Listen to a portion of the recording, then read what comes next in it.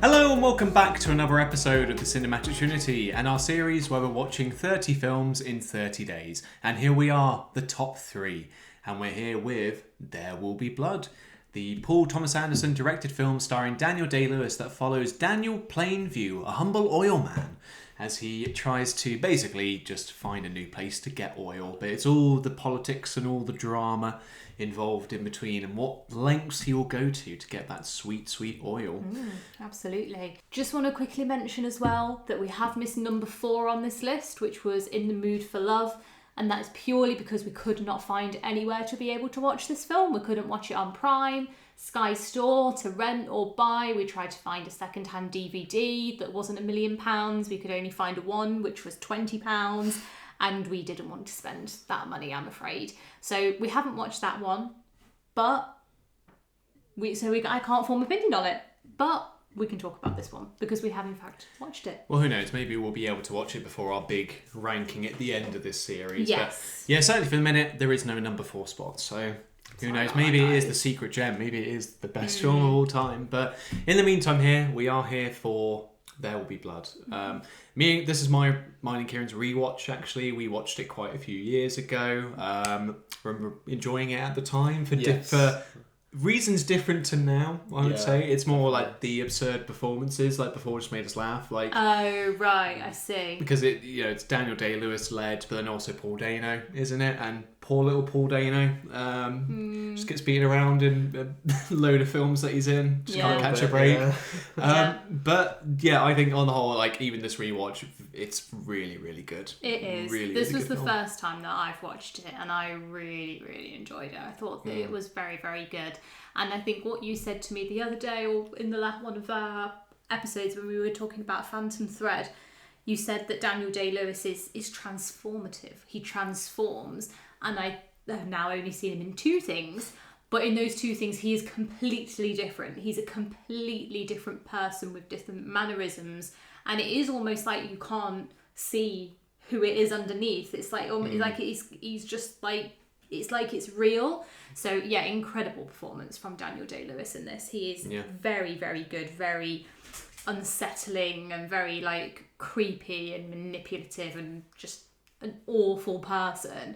But because it's so well done, like you hate him, but not in the way that sometimes, when there's a film and there's a character that's just like really annoying, so you kind of just hate them, or there's nothing to them at all.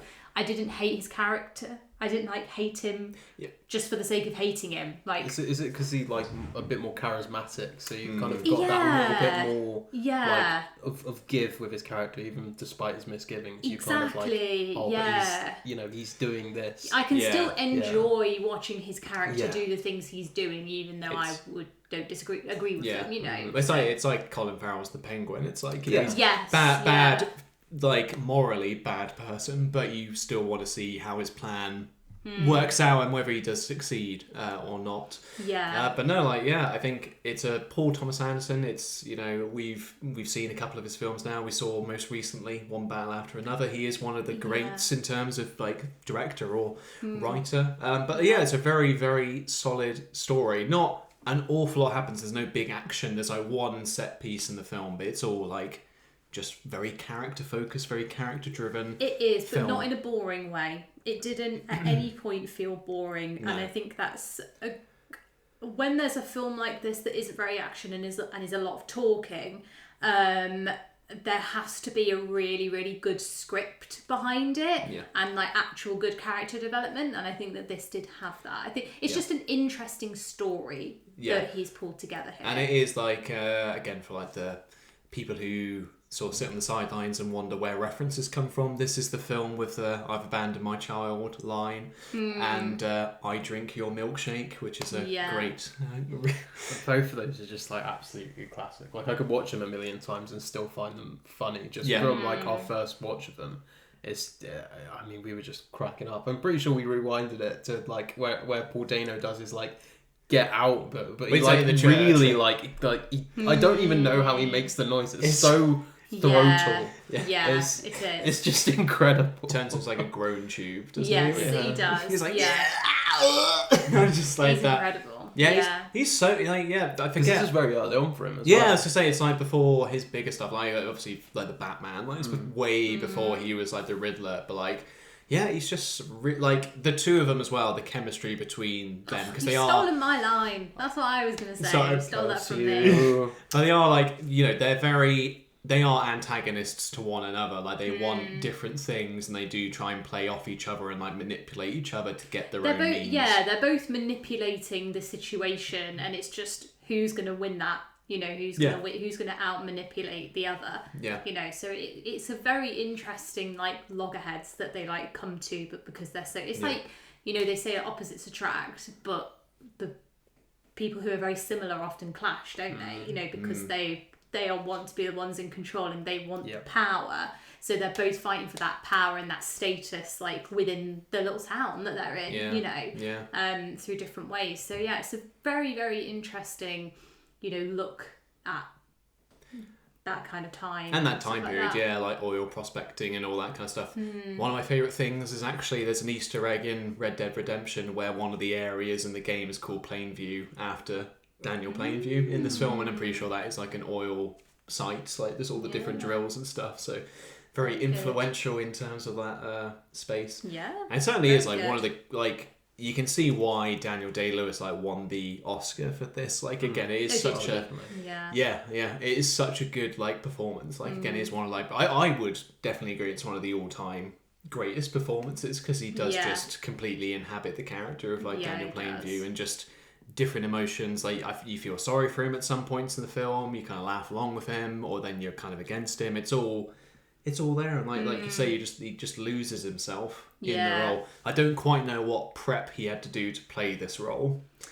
Like Phantom Thread relearnt, like he learnt sewing and like dressmaking like beforehand, but I don't know, maybe he's got a time machine and went back prospecting. I wouldn't put it past him to be honest. There's like a thing as well with his accent because it's like he is trying to copy like the way they spoke back then. Like again, he's very much like in that method acting. Like I'm going to try and be as accurate as I can, sort of thing. But I think it would have been a nightmare on set to work with, especially for that film. I feel like I've heard several stories of Daniel Day-Lewis being particularly difficult to work with. Yeah, it must be hard. I think Paul Dano would have got enough because there's like that bit in the film where they like mud wrestle, and it's just like I wonder how much he was really gunning for Paul Dano, like trying to drown him in the mud, like in that scene. That's a good scene. There's a lot of good scenes. A lot of good scenes. Very well shot. And it's got a good child actor in it. It does have a good child actor. HW, yeah. DW. This is my daughter, DW. She's an oil child. That'd be a completely different story, just told in the vein of Arthur. Get Buster Baxter to be Eli. Yeah, get him to be Eli. Yeah, little church preacher. Brilliant. But I think it has all the makings of a good film. I can't really dock it for like anything because like the acting's good, the setting's good, the set pieces are good, the music is good. What do you think, Tula? I did really like the music. Yeah, I thought honestly, I just think it all comes together very well. Every single individual piece is playing its part to make a great film. It feels very natural, like the whole flow of things. It all fits together very nicely. It's like very well intricately crafted. To get all of the kind of working parts together. 100%. It doesn't feel like an Oscar bait film as well. It doesn't, like a genuine, even though it is. Film. It feels like it's probably, like, I just want to tell this story. I don't know if it's just before that time where you could watch a film and be like, well, they're really gunning for an Oscar. Like, you don't watch Daniel Day-Lewis and be like, wow, he's trying really hard for like. Yeah, he doesn't need to. He's already won like what? 3, 4. He's Well, he's back now, isn't he? As well, he's back from his 8. He's doing a film with Sean Bean called like Anemone. It's directed by his son. Yeah, and co-written by him and his son. Yeah. Okay. So it's kind of I don't know if that kind of. I when I hear about it, I don't know if that seems really anticlimactic because he won his Oscar for Phantom Thread and then he dips out of acting. That was like 8 years ago. Now he's back. It's like I can't tell if it is this big like the return of the goat, like the greatest of all time, or if it's kind of like he comes back. If this film's crap as well, it's kind of like I can't believe this is the film that brought back Daniel Day-Lewis. Yeah, but it's for his son, isn't it? He's doing it for his son. He's probably not doing it for himself. He's doing it for his boy! I think it was his son that was like, I want you to be in it. And he won't abandon his child again. Hilarious. Yeah. Would you see it There Will Be Blood too? Like, if they did, could you imagine if they did that? Would you like to see the story of Daniel Plainview? No. What would they even do? Yeah. Dunno. It's already set over so many years. Yeah, true. You couldn't really go back, and it wouldn't be as interesting because he's probably like, unless it was like his downfall. Yeah. If that ever happened, which I don't think it would. I feel like following the course of sequels, there is infinitesimally small amount of ones that are better than the first. Yeah. So no, He also should not be a sequel. He also screams as a guy who wouldn't do a sequel, Daniel Day-Lewis. Could you imagine having a method act the same person like years apart? Yeah, I reckon that would very tricky. Yeah, that would be awful. Yeah. So there will not. I don't know how would you even do There Will Be Blood 2? There will not be blood. There will not be blood. More blood. More. I don't know. You could stop trying to get it to be too. No, don't say that. No, it'll be There Will Be Blood, but the will, like the 2 L's and the will be the number 2. Yeah, like Gladiator. There it is. Yeah. There will be. Yeah. There we go. So Tula, what did the New York Times have to say about? I was just reading, and they didn't really say a lot apart from what happens in the film. It says Anderson's filmmaking can make you gasp. The soaring camera work speaks to the ambitions of protagonist and director alike. And so can the environmental and spiritual devastations that haunt this deeply American tragedy. And then Jason Blum, producer.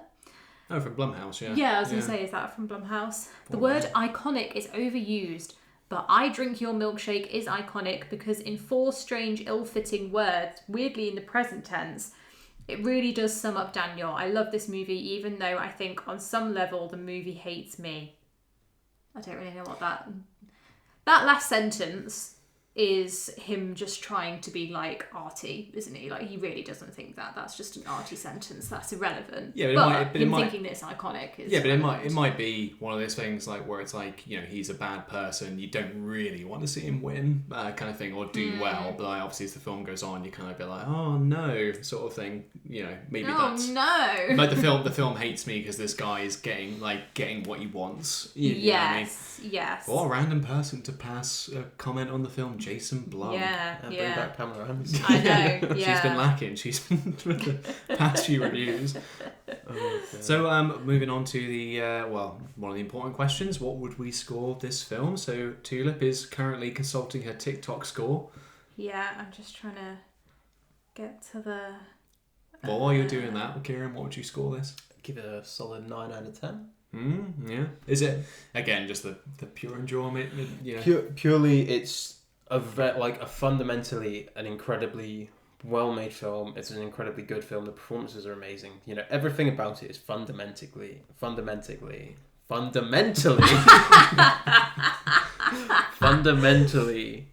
perfect.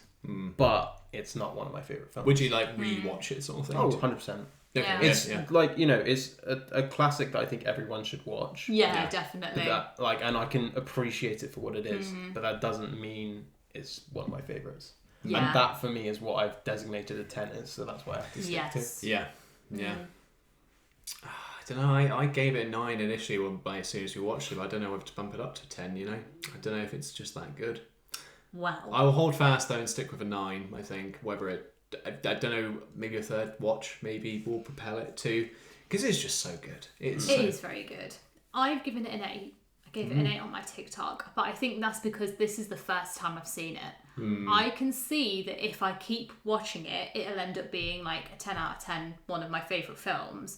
But as you say, I can't get there without it having that level of significance to me.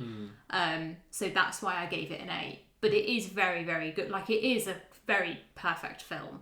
It's absolutely incredible. Well, there you go. 2 9s and an 8 from the Cinematic Trinity there. Interesting. And, well, again, do I even need to ask the question, is it one of the greatest films of the 21st century? Yeah. Probably. And does it deserve this place in the top 10? Yeah, I think so. Yeah. Yeah. I think it does, actually. Yeah. There you go. Well, finally. Very much enjoyed it. Yeah. Another entry well deserving of its place in this list. Finally. Absolutely. Very few and far between. Hit and miss, isn't it? Yeah. God. But there you go, guys. That was There Will Be Blood, and we're getting there now towards that number 1 spot. But we'll see you guys as we go on to film number 2.